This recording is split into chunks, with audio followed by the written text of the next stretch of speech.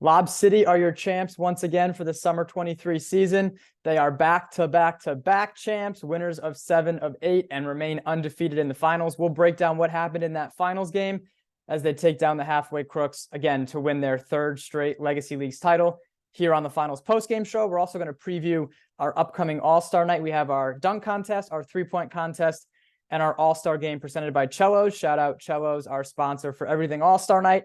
We're going to be giving away some gift certificates, giving away paddle smash. Shout out to them as well. It's like pickleball meets spike ball.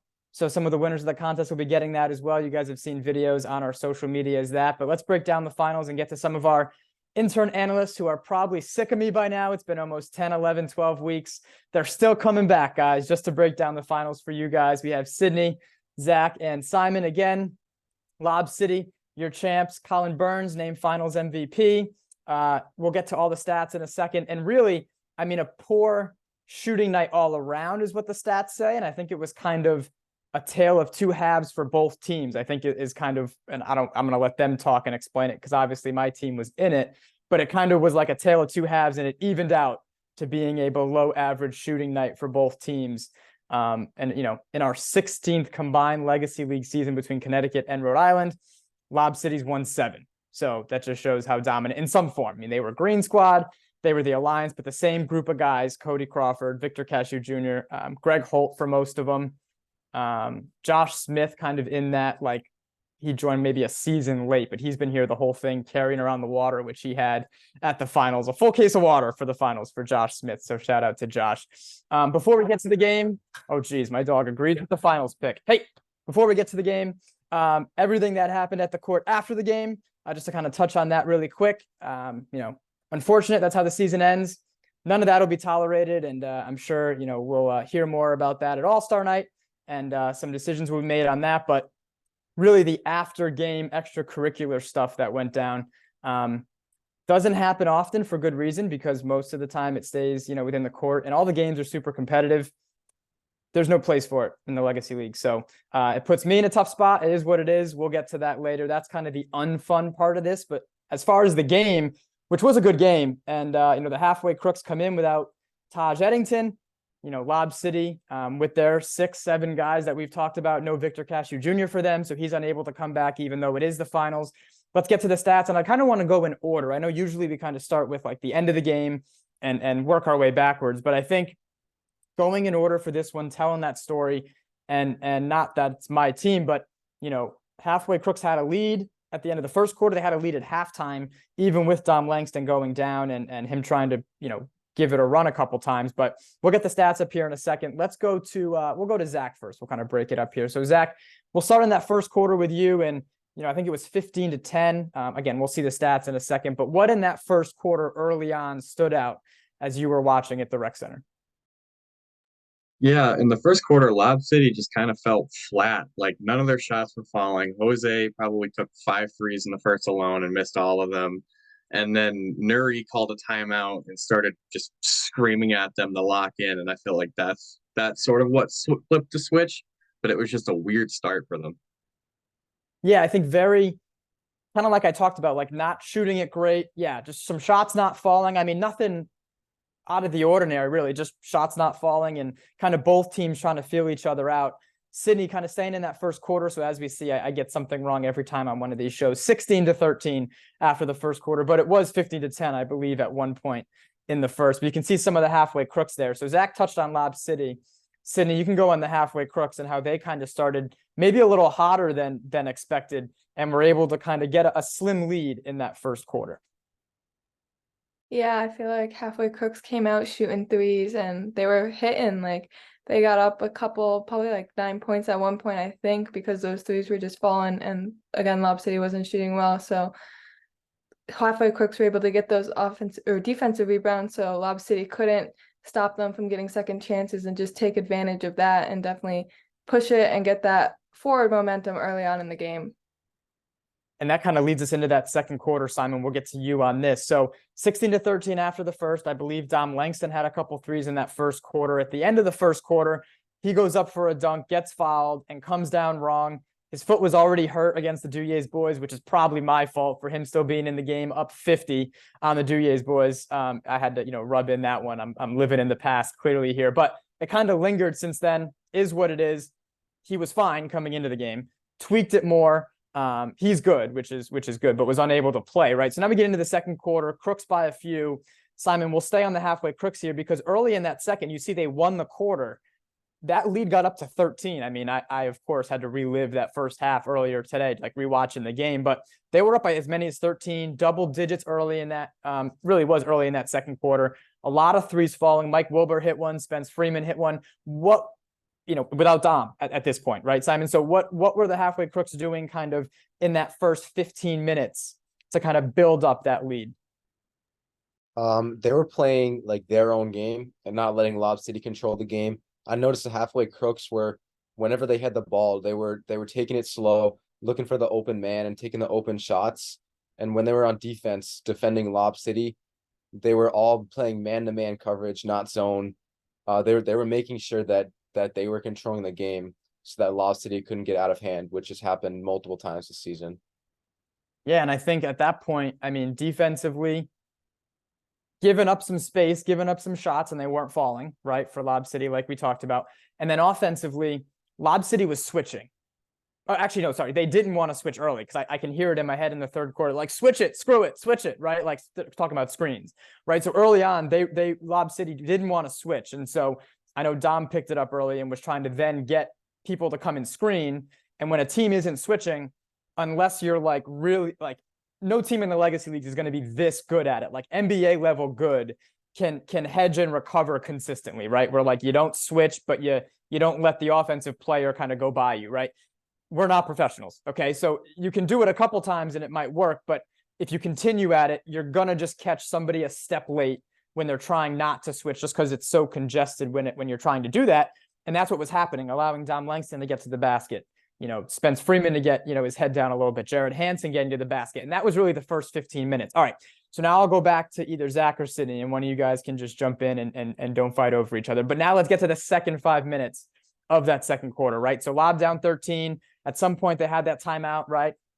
Yelling, get your crap together, right? And they do. They come out, they're attacking the basket, so the shots aren't falling. They throw it out for a second, right? Jose head down, Carl Lee head down, Nuri driving and kicking, Colin Burns, same thing, right? Kind of a little pump fake, and I can see him getting inside and then dishing for a Carl Lee and one. Quickly erase that lead. We can get both you guys in on this in the first half. So Zach, that second 5 minutes, what did I miss? Like what was Lob City doing?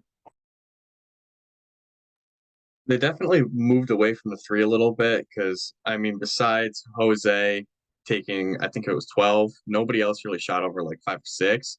And they focused on getting in the paint and getting to the basket, taking the most likely to succeed shots. Yeah, Sydney, go ahead. I mean, on the close of that half, so the halfway Crooks ended up by 6. It was nearly fully erased by halftime, and Lob City was kind of right where they wanted to be. I think one thing they also did was take advantage of their height. I think they were looking for those mismatches in the paint, and they were just definitely attacking the smaller players for halfway Crooks and trying to get them switched defensively so that they could be a little taller in the paint and get those dunks that they were really looking for. Exactly. And then we'll group kind of the third and fourth quarters together, but we'll get you guys all in on this. So yeah, at halftime, no Dom Langston, I think, was noticed in many facets, and not that, that was the reason anybody lost, but just, defensively, there goes kind of the size evenness that we thought coming in could be there, right? Where Lob City, when they go with that bigger lineup, and they did in the third quarter, because I think they saw the advantage there, right? Now that it was going to be an advantage for sure, just because defensively, how would the matchups go? And then offensively, a lot of the facilitating and threes he was making, that kind of disappears. So back to Simon quick on that third quarter. I mean, you see Jose Mercado 17, Colin Burns 17, Carl Lee with 12, a little more spaced out for Lob City than really the last time these two teams faced off. If you remember in week 5, I think it was a lot of Jose and there was no Colin at that point. And I think it was kind of Jose with 40 and everybody else with 10, 11, 12, a little lesser on the offensive end. More balanced today, 40% from the floor like I talked about. But Simon, in that third quarter, they erase it and kind of get control of the game and get it back up to around a 10-point game. Yeah, I think that the timeout where Nuri was yelling at them and then having halftime to talk about the game again, I think that really just flipped the switch for them. And that's when the team really turned it on and just took control of the game. And then we talked about how they went from trying not to switch, right? Now having that advantage without Dom Langston and having that size, and now not really caring. Like, let's switch it, right? We're going to have kind of the advantage on that end anyway, just switch everything. And that even makes it harder, right? So now not only is maybe one of the best creators the Halfway Crooks has not on the floor to take advantage of some things, now the defense is switching everything. So it's not like you're able to get that advantage I talked about on those screens as well to kind of get a head of steam going. So Sydney in that second half, besides all of that, I mean, Jose 2 for 12 from 3. So, that may seem, so these past 2 games, Jose not shooting it great, and Lob City's still able to get the win, right? And still able to play their game and take advantage of what they do best. In that second half, kind of what stood out to you? I think Lob City's defense definitely picked up a bit. They were definitely showing more pressure, definitely getting more steals that second half than they were in the first half. And I think their intensity just picked up a little more. And Halfway Crooks not stepping back, but not able to compete as much. I think they were trying their best, but I feel like the Lob City was just in their face the whole second half. And on top of that, and we'll get to Zach on that second half in a second. Now, all right, so the Halfway Crooks already without Taj, right? Like, I'm not, I don't count, which is fine. I'm the first to admit that, right? So now we come into the game really with like 6 guys that we're trying to make this work, right? Dom Langston goes down. We're down to 5, which again, against Lob City, who has that depth, is not ideal. And we saw it with the game breakers last week too. I mean, again, we're not, professional athletes, so people will get tired, especially for a team like the Halfway Crooks who had that depth all year and didn't have to play full quarters at a time. Really none of our guys did that because we didn't have to, come out for a couple minutes here, go back in, and we had a really good rotation going against the Rhode Island Warriors. And I think same situation for them. They kind of leaned on 4 guys and we were able to wear them down. It's kind of what Lob City took advantage of as well against the Halfway Crooks, Zach, in that second half. Yeah, at the end, the Halfway Crooks were gassed because they only had 5 left. But on the top of that, it kind of felt like 4 because Dev Pina had probably his worst game of the season and maybe his career. 2 for 14. Nothing was falling. He was trying everything, hooks, spin moves, 1 3. Nothing was falling. And I know he was frustrated about it. Yeah, and I think that's a credit to the many different guys they had on him. Initially, it was Colin Burns who was able to kind of just to take that away by himself, which is not easy to do. So credit to him on that end.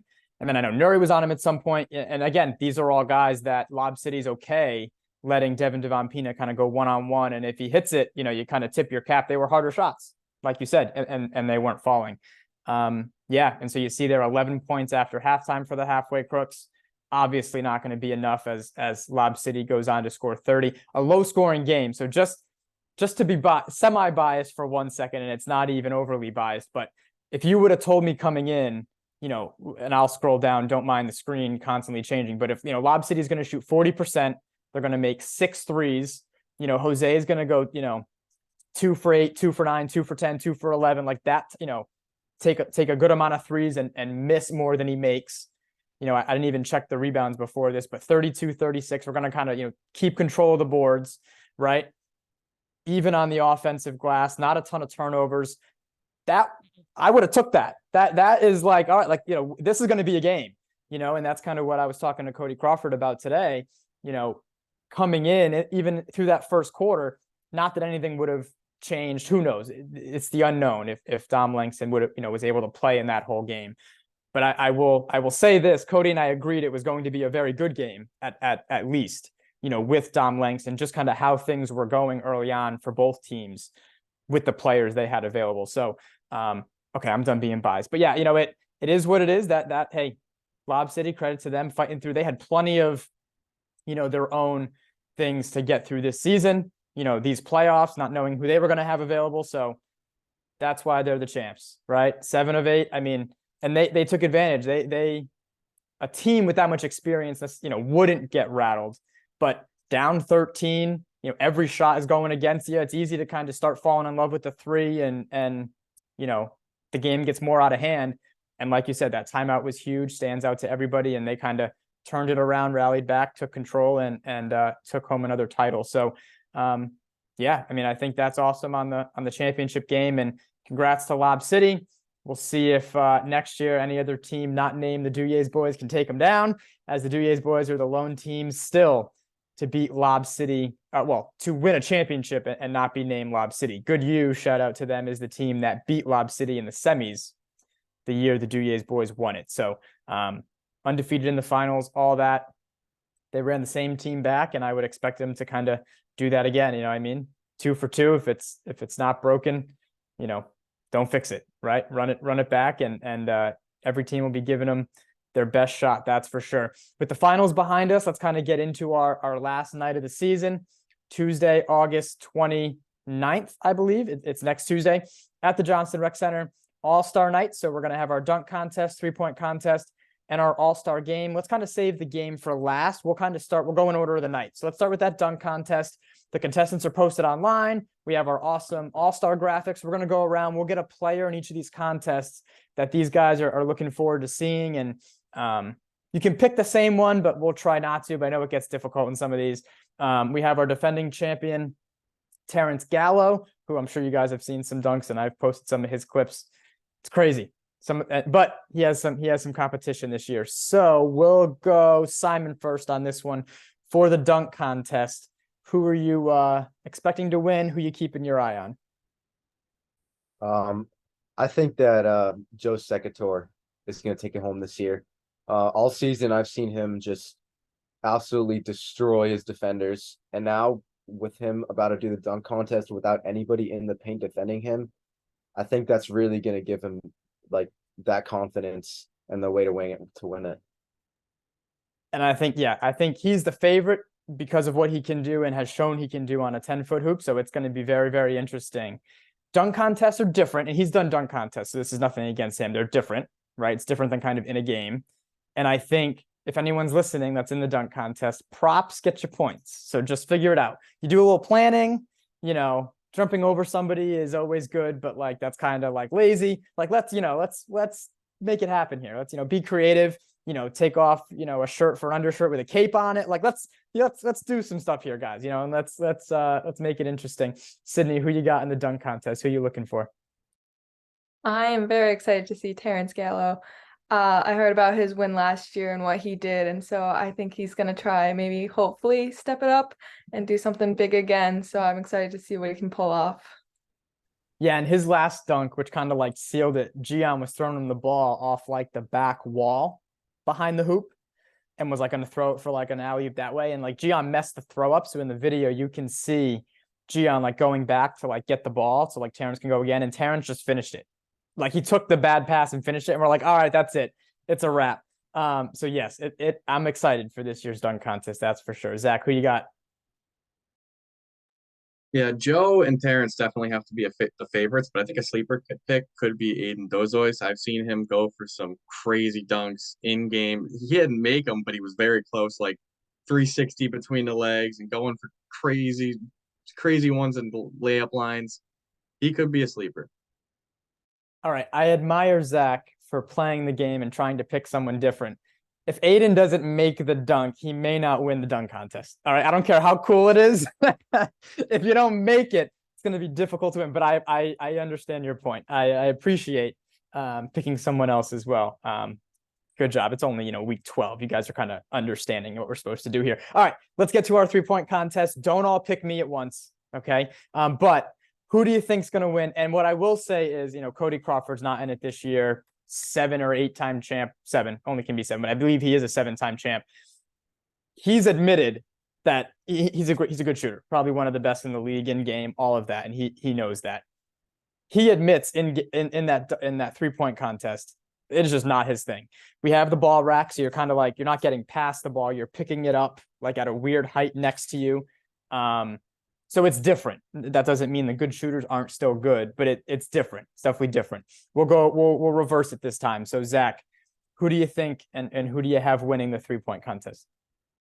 I think Ellis Einhorn has a very good shot considering how well his 3-point improved over the last few weeks of the season. Like that week 12 game, you went, well, I think it was 9 for 11 or 10 for 11, something ridiculous like that. I feel like that will play very well for his strengths. Yeah, and his first time in it. So we'll see. We'll see what he's got. Sydney, who you got?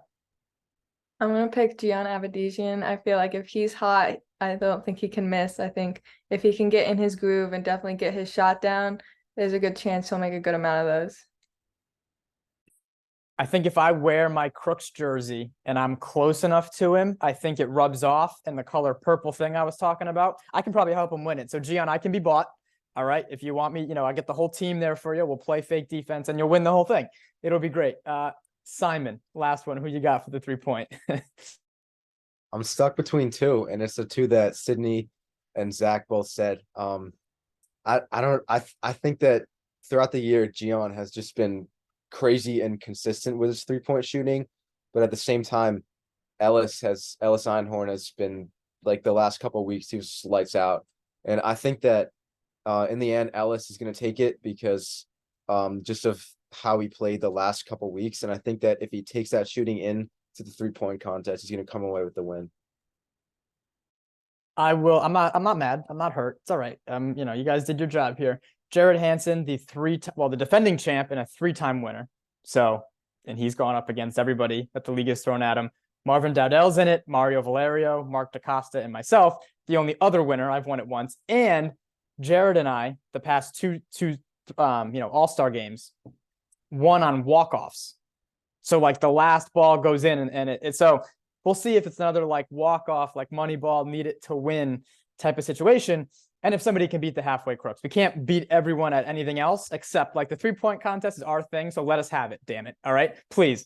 All right. So let's get to the All-Star game. Our last thing on Tuesday at 8:00. It'll be live on YouTube. So you guys can tune in. I'm going to get the graphic up here. This one's a little more fun. It's going to be a good game. A lot of talent. They're going to put on a show. They always do. Who do you think will win MVP? And this is a different question than maybe who is going to be the most fun to watch or, who will play the best or who's the most talented. This is a different question. It's almost who's going to try the most or want it or like care enough to get enough stats, because everyone's going to put up stats to win the All-Star game MVP. We'll go Sydney first this time. I'll keep mixing up the order. So I'll get the picture of everyone up here. Who do you got winning All-Star game MVP this year? I think Joe Secatore might come out with it. I think having Gian and Hachi on his team might benefit him a little. They might be getting him the ball more, and I think he might help his team out really well and just take off. You can see Joe Secatore on Team Abedizian there, coached by PJ Thomas, and we have the other crew on the bottom of your screen. Charles Alexander's team, coached by Shane Patrick. Both the coaches will be there.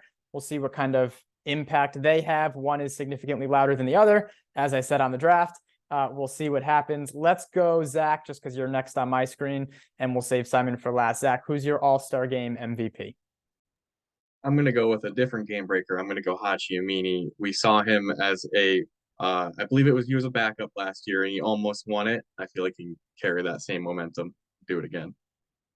He would say he should have won it, and there's rules, that I chose to stick with, and because he was a backup, he wasn't eligible for the MVP. But if he was definitely in the running, is what I will say. And from what he wants it, so that's a good pick because that's half the battle. Like some guys, were hanging out, coasting, putting on a show, and then other guys are like, no, I kind of want to go for this, and they also put on a show in a different way. So shout out Hachi on Team Abedizian. Simon, who you got?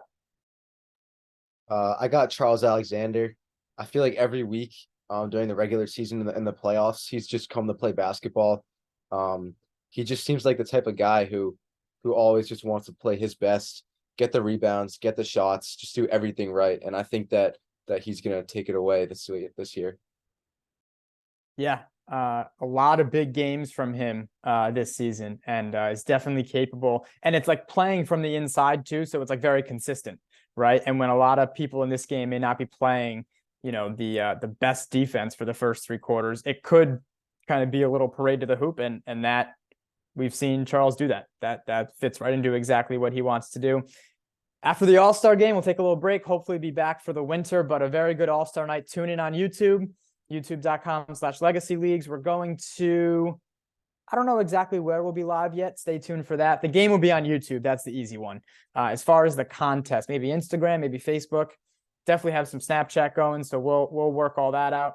Guys, good job on the show. Almost done. Probably the last show, because recapping the All-Star game, you guys can just watch the highlights and figure that out. But there is stats we'll put up there.